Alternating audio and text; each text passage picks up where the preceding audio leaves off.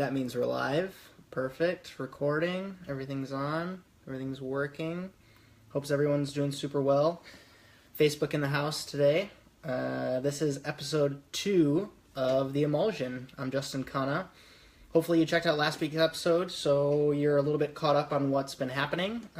If you're in the industry and you had a Valentine's Day service last night, respect. This was kind of my first one outside of a restaurant as far as Valentine's Days go in what feels like forever, I guess. And to be honest, I mean, it's busy.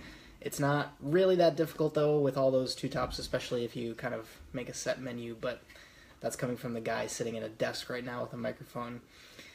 Man, I miss crushing service. But I digress. I gotta set up a stage soon. That would be fun. Get back in the kitchen a little bit. The lady and I stayed in last night.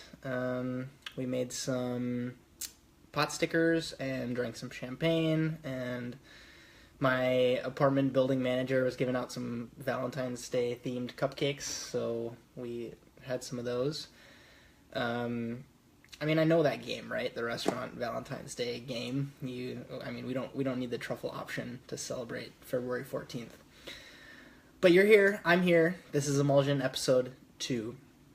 So last week was our first episode. So I can't promise a lot just yet, but if you're new here, I cover food and restaurant industry related news. So all the stuff that's been exciting to me over the past week.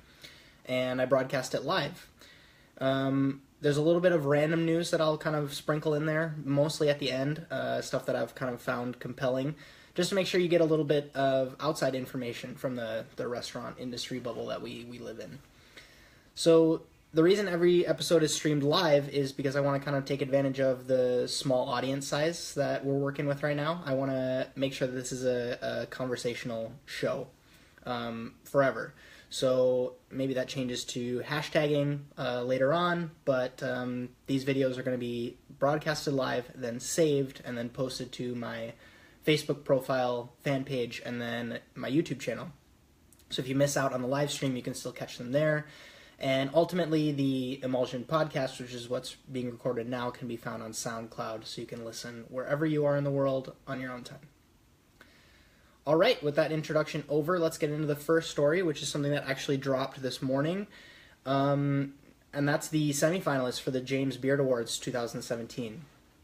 They're going to be in Chicago again this year, and that's a little weird for me because when I was in culinary school in 2011, 2012, I would attend the awards when they were in Avery Fisher Hall in Lincoln Center on, 61st Street, I think.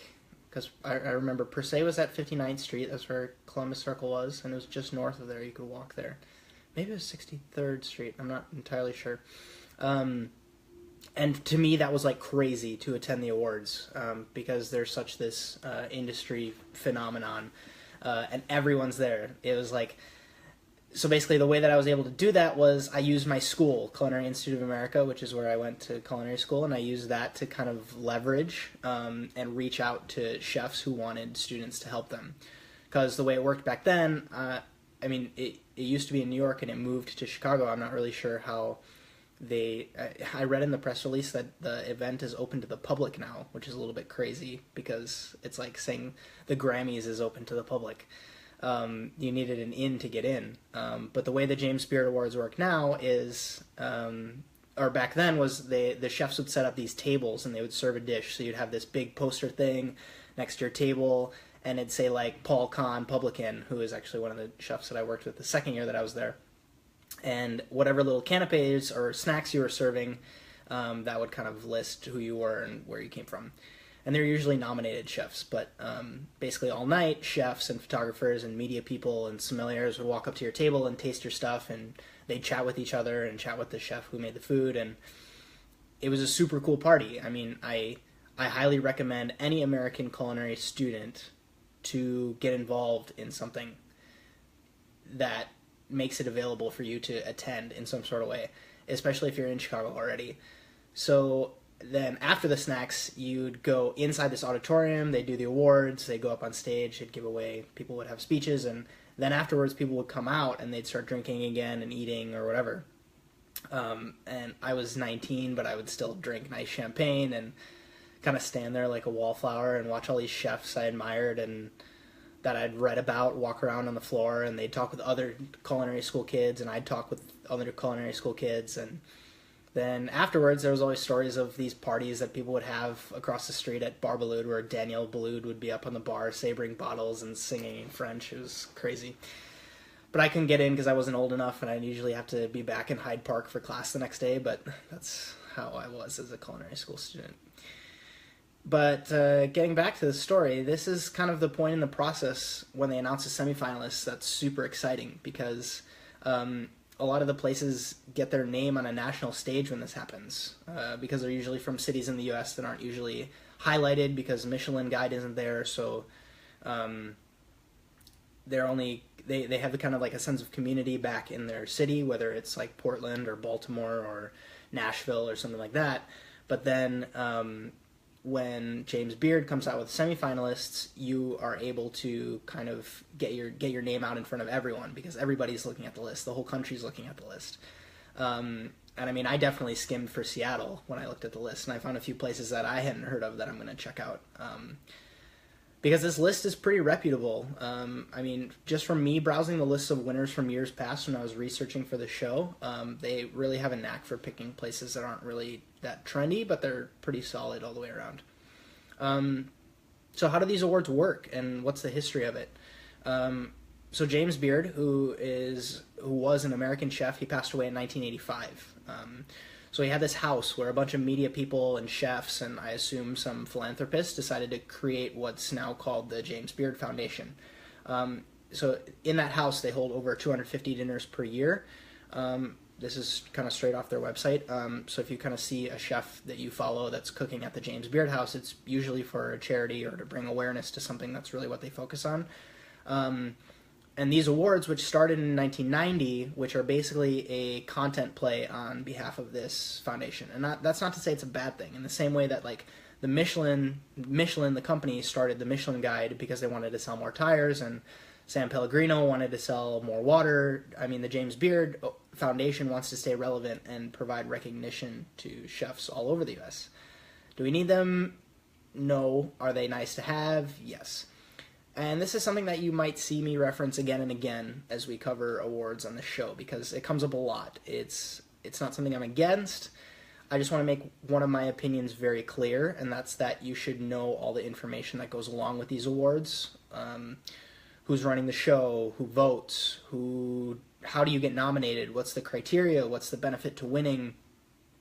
I think it's fascinating, and it's such a huge part of the industry. I'm not the guy who goes to enough places to weigh in on the selections themselves, but I want to make sure that we are recognizing achievements properly, and not just because someone put a number before the restaurant name on a list, if that makes sense. I read another article this morning, actually, on Dominique Crenn from the New York Times, where you kind of get a good look at the awards and lists and media. All this is going to be linked down below.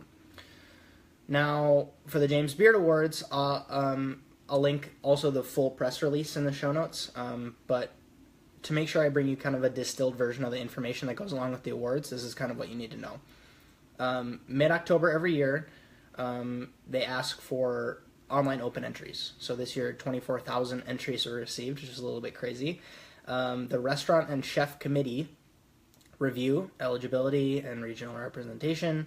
They select a list and determine semifinalists in 21 different categories. So that's the list you'll see if you check out what I linked down below. It's sent to an independent volunteer panel of more than 600 judges from across the country. That includes critics, food and wine editors, culinary educators, past James Beard Foundation Restaurant and Chef Award winners, so people that have won in the past, and they vote. So then they determine the 5 nominees in each category. So then the same judges vote again on the 5 nominees to select the winners. So while there is a little bit of viewership nominations, the kind of panel and committee that they select kind of determines the winners in the end. They do say that the governing awards committee and the board of trustees and the staff of the James Beard Foundation do not vote, which is cool to know. If you do a little bit of research on any of the other awards and lists, you'll kind of find maybe a little bit of corruption that's happening. I'm starting to feel like one of those podcasters that talks about conspiracy theories and stuff like that. And each award category has an individual committee made up of industry professionals who volunteer their time, so that's also important to know that they're not paid. But anyways, there's a few dates to keep in mind going forward, and that is March 15th. It's a Wednesday. That's when they will announce the finalists. And they'll also announce the finalists for another entirely separate awards show that they do, where they highlight media and journalism. And that award show will happen on Tuesday, April 25th. And then the big day, Monday, May 1st in Chicago, will be the James Beard Foundation Awards. That's the gist of the story. I just kind of wanted to. I mean, it's an exciting time to check out the list and look at who's on it. But I as far as like highlighting the awards themselves, I wait until the finalist lists come out, and then we'll chat about that when that date comes around. So that was a very serious segment. So let's get a little bit less serious and switch to some quick gear chat. PolyScience. The company behind your favorite immersion circulators and smoking guns just announced what they are calling their 400 series vacuum sealer. So if you dig in the Instagram comments, they're saying that it goes for somewhere in the $3,500 price range. But the funniest thing about this story, and the reason that I wanted to talk about it, is the way they announced it, and that's linked in the show notes. It's an Instagram photo, and the comment that they made along with it, it says, HACCP compliant, data logs both sous vide, cook/chill cycles, and vacuum data, full keyboard, USB label printer, dual probes, making logging a breeze. No more hiding the vacuum sealer. And for those of you that might be international or might not know what's happening, back in the day, in the US especially, like, for example, there was a room in the basement of Alinea when and it was literally like a crawl space, like worse than where Harry Potter lived. And they would put stagiaires back there to vacuum seal things because sous vide was this thing that the health department didn't really know how to handle. And when I was at Per Se in 2011, it was great because the way that they came to deal with the city is they would have clipboards next to the cryovac machines, and we would basically write what we were sealing, the weight, the temperature going in or something like that, and then a bunch of other information so that we would have kind of that integrated into the HACCP plan so that the city couldn't knock us for anything. But that was kind of the basis where they tested that program at Per Se to make sure that it would work for the whole city. So if you're in a kitchen that does a lot of sous vide, this one does it all for you, and you don't have to sweat anymore when you get that knock on the door from the health department. Next up, we've got a super funny article from Nick Kokonis. I know I talked about these guys back in the last episode, and I promise I'm not a fanboy. All right, maybe I'm a little bit of a fanboy, but I really do respect what they're doing in the industry as far as like a macro play. I didn't really like how they were running the kitchen back in 2011 when I was there very briefly, as far as like a micro snippet, but that was, I mean, now that they're at a larger restaurant group, I'm consistently impressed with how they do things on the internet, and they have the industry-leading platform for ticketed restaurant experiences called Talk, and that's kind of what the story is about.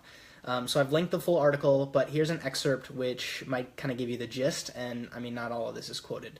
Nick Kokonis thought, you know what would be funny for the National Restaurant Association show this spring is if we simply passed out toy dinosaurs that said OpenTablesaurus.com on them. And the gentleman that he's talking to raises his eyebrows as if to say, I don't follow yet, okay, but go on. And then he says, we could pass them out as a symbol of OpenTable's antiquated technology. First, everyone loves dinos, right? When you were 10 years old, dinos were the coolest thing in the world. So if restaurant owners would actually take the toys because, well, who doesn't want a toy dinosaur? Then they'd wonder, what's with this URL? And when they go to the URL, we'll have a big animated brontosaurus lumbering about the page that says Open Table on it. And there will be a few others as well, maybe Micros or Aloha, because everybody hates their POS system. And then a meteor will drop from the blue sky, obliterate all the dinos, and boom, you get redirected to a talk page. So that's kind of a kick to the shins at other competitors of them. And I mean, basically, OpenTable, who is kind of this company that's had a monopoly on the reservation system in restaurants all over the country, basically got pissed, sent Nick a letter, and he decided to write all about it. So, I mean, even more, my watch is going off. So even more good marketing kind of at its finest. So the next thing that I want to talk about is Dan Barber's WastED pop-up, which gets underway in less than 10 days at Selfridges in Oxford Street in London. So the purpose of this project that he, it had its first go almost 2 years ago here in the US, and the purpose of it all is to bring awareness to the usability of product that most of us kind of consider waste. So think like when you juice something and you've got all that pulp left over, well, they made a burger out of it.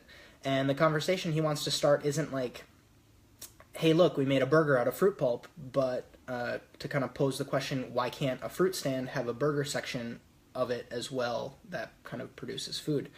Another great example of that, one that didn't really hit home. That story didn't really hit home for you, maybe this one will. It's kind of his theory that he wants to cover, especially in the London edition, where he doesn't just want to use kind of like expired dairy and vegetable peels, but he mentioned the fact that London apparently grows a lot of wheat that gets used in feeding animals instead of humans, and that's more or less what they want to talk about. Another example he gives is in Japan, for example, one of the great crop rotators for getting a successful rice harvest is to plant buckwheat. So the question is, what do you do with all the buckwheat? In America, when you plant buckwheat, you add it to dog food, and there's really no market here. But in Japan, it was such an important crop that you didn't have the opportunity to throw it in dog food. So instead, you created soba noodles. So you basically create this iconic Japanese dish, and I'm quoting this from, I believe it's Fine Dining Lovers. But only after several generations pass down this tradition of making noodles with buckwheat does it become culturally acceptable, where you don't call it waste, you call it soba. So what struck me about this edition was the list of chefs he's gotten involved, and they're from all over the map. So from ones that you expect to be there, like Christian Puglisi of Relay, to like old school guys like Pierre Kaufman and Gordon Ramsay. Gordon Ramsay will be there. It's crazy. So if you're interested in something like this, all of the dinners have unfortunately been sold out. You can get on a wait list if you check out the link that I'm providing. But there's spots open for lunch or afternoon tea because London. It'll be cool to see what the food looks like and what sort of ideas come from events like this, but maybe we'll cover that in a later episode. So last up here on the industry side of things, I've got a kind of a question I want to leave you with, and I want to cover this story before I ask it. So I'm going to read an excerpt, and it's from a New York Times article, and it's all about wine service. So to kind of set the scene, table orders a bottle, the sommelier presents the unopened bottle to confirm the wine. And now I'm quoting. So at restaurants where wine is not a particular point of pride, she might have opened it tableside while carrying on the usual banter with diners. But at restaurants that take wine seriously, like Italienne, the sommelier will open the bottle in a private corner of the dining room. She will then take a small taste to make sure that the wine is not corked or flawed in some other way. That is how it went at Italienne. When the bottle proved sound, the sommelier returned to the table and poured the wine for Mr. Hyatt and his guest. But in a departure from decades of wine protocol, she did not initiate the service by first pouring a little taste for Mr. Hyatt to evaluate. And then he says, "Never in my dining life had I encountered that," said Mr. Hyatt, who's 38, who considers himself an enthusiastic restaurant goer. And then he says, "I felt a little cut out of the process." So you'll have to read the entire article because they provide a lot of different viewpoints, and sommeliers and restaurateurs weigh in kind of on their opinion. But the story here is basically talking about wine service in general and how the steps of service in regards to providing the best hospitality should evolve going forward. I'm going to take a sip of coffee here. And this is my take as someone who enjoys wine, who has kind of an amateur's grip on what's going on, and who has kind of lived with sommeliers for the past 4 years upon moving to Seattle, where I made the switch. And and I don't really work with wine on the day-to-day basis, obviously. I think it's important to do this thing where you kind of unclip your ego, clip it off if you're a sommelier, put it on the ground, and step back for a second and really take a look at what's happening. So you have this culture of people who has a love for instant gratification. That's just how people are these days. They enjoy 100% money-back guarantees on everything they purchase.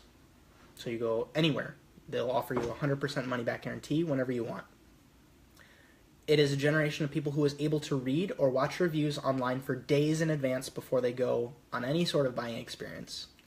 And what you're doing is you're taking them and putting them at a table, giving them a list of things that you've selected, sometimes without the conversation of what do you like to drink to these people that you're giving the list to, because it'd be rude to assume that they don't know what's on the list, which is also their fault for not really saying, I don't really know what I'm looking at, because nobody likes to do that. And the prices that the wines are at are above the anchor prices, which is kind of like a psychology thing, where the anchor prices would be the menu. So those are the prices that they have to compare to. So if you have a main course dish at $35 and then you see a bottle of wine for $90, your anchor price is at $35, so it immediately seems expensive in your head. So then when these people do order, you have this archaic thing where you pour a small taste without a conversation because you want to be professional. So of course things go wrong. I mean, to me, this is just it's a problem of dealing with expectations. So depending on the individual, you have to be hospitable, of course, but I think you have to provide a sense of confident authority. So I wouldn't send out a single piece of tagliatelle for you to taste before I give you the whole bowl of pasta, because that's stupid. If I've done my job correctly, I've created a reputation for creating and selling my food to you in a way that you feel confident ordering off the menu, even though it just says tagliatelle, parmesan, truffle, egg yolk, or whatever. So the question I'm asking is, what's the problem with having a conversation, right? So you don't have to sound like you work at Applebee's, but why not hey folks, I'm Justin the sommelier here, can I be of any help to you while you're choosing a wine for the evening? And then when you bring them whatever they ordered, ask another question about them. Or if you tasted it, maybe preface bringing over the bottle with, have you had this wine before? I personally tasted it and I'm really proud of how it's expressing, but if you'd like a small taste before I pour your first glass, I'm happy to do that. That way the wine is kind of, if you also take a step back and think about the way that the wine is priced is to include the cost of having a knowledgeable and conversationally competent sommelier. So, in my opinion, if you aren't good enough to sell, you kind of deserve to pay the price of that open bottle if the person didn't like it. And by the way, it's not to say that a wine shouldn't be sent back if something was wrong or you weren't enjoying it as a guest. Just coming from a business perspective, it's not Best Buy, right? You can return your pair of headphones if they didn't fit right, because they can be put back on the shelf for literally the hundreds of customers that they draw in every day. But to put it in perspective, in a restaurant, if someone buys a bottle of wine that's $1,000 and they send it back because they didn't like it, if you priced your wine by the basic industry standard equation, that means that you bought the wine in for $250 to $300.